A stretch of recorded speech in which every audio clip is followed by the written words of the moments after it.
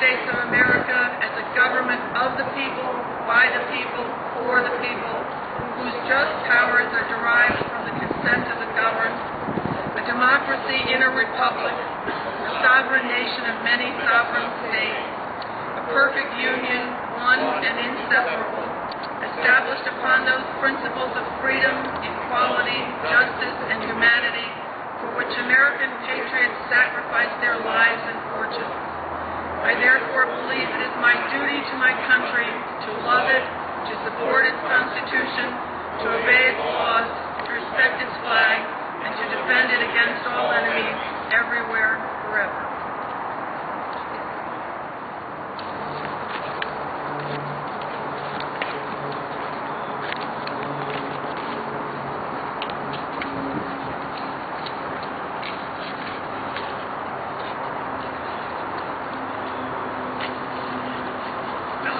Down somewhere in the script, but since I can't find it at the moment, we're out of order.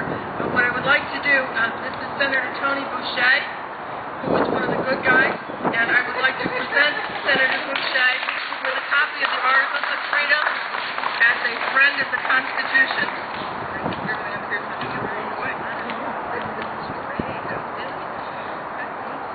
Would you like to say a few words, Senator Boucher? Very briefly. Thank you very much for inviting me. I have to say that the Declaration of Independence, the Constitution, and the Bill of Rights are the foundation of America's form of government and its democracy. It assures liberties are protected along with our judicial system and our military. They outline our rights and freedoms and also the legislative process that will allow changes to be made to our laws. There are those that do not take these documents seriously, which does put our country at risk. So, it is up to us to remind our fellow Americans that they must secure and support whenever they are eroded. It's up to all of us to keep America a free republic. So I stand with you in solidarity on that. I thank you for this document, and I will be using it. Thank you.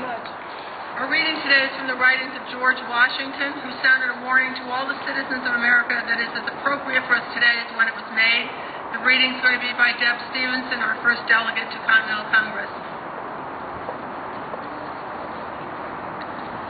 The structure of the Constitution of the United States has been erected by architects of consummate skill and fidelity. Its foundations are solid, its compartments are beautiful as well as useful. Its arrangements are full of wisdom and order, and its defenses are impregnable from without. It has been reared for immortality, if the work of man may aspire to such a title. It may nevertheless perish in an hour by the folly and corruption or negligence of its only keepers, the people. Republics are created by the virtue, public spirit, and intelligence of the citizens. They fall when the wise are banished from the public councils because they dare to be honest, and the profligates are rewarded because they flatter the people in order to betray them. I'd also like to read one other quote, this one from Andrew Jackson's farewell address, March 4th, 1837. But you must remember, my fellow citizens, that eternal vigilance by the people is the price of liberty, and that you must pay the price if you wish to secure the blessing. It behooves you, therefore, to be watchful in your states as well as in the federal government. Thank you. The purpose of the Articles of Freedom. Our message is not about the resuscitation of a dead Constitution. The Constitution still towers over the wrecks of our national life. Resurrection, not resuscitation, is our motto. We're not fanatics. We're not extremists. We do not seek revolution or anarchy. We are those whose heartbeat is one with the soul of America for Constitution. As a people, we need to ask, who are we? Who do we want to be? What kind of country do we want to leave to our children and future generations of Americans? Shall we let our Constitution and its essential principles be murdered by the powers of this world?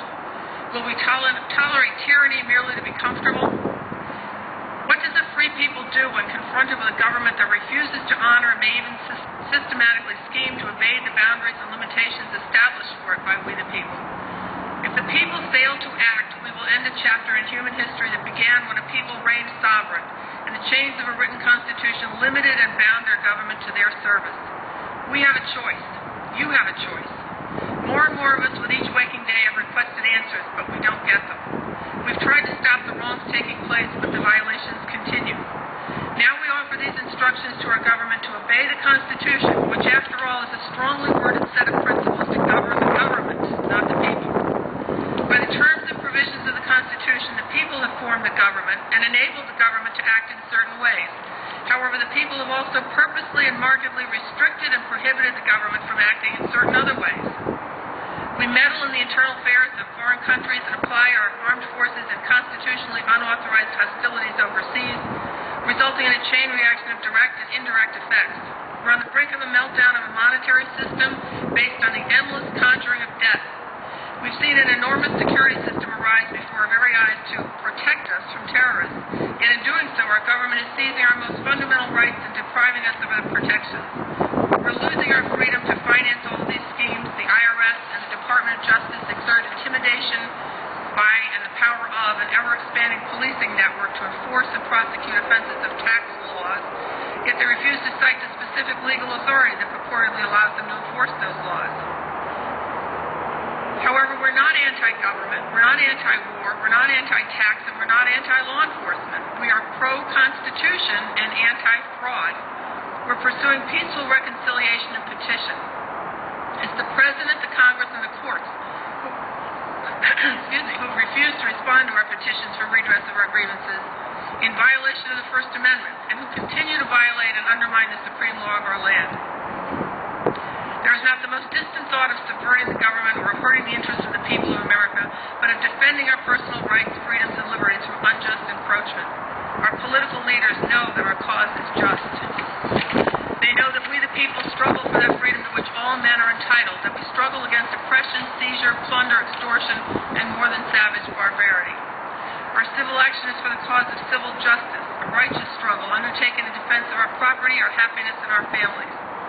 It is our obligation as responsible citizens of this country to set a proper value upon and to defend to the utmost our just rights and the blessings of life and liberty. Without this personal commitment, a few unprincipled individuals would tyrannize the people and make the passive multitude the slaves of their power. It is upon these principles that we are resisting what is taking place in our government, and we will not back down. We await the day when the system of governance in this nation is restored and the Constitution is obeyed. We will be a positive and prosperous nation.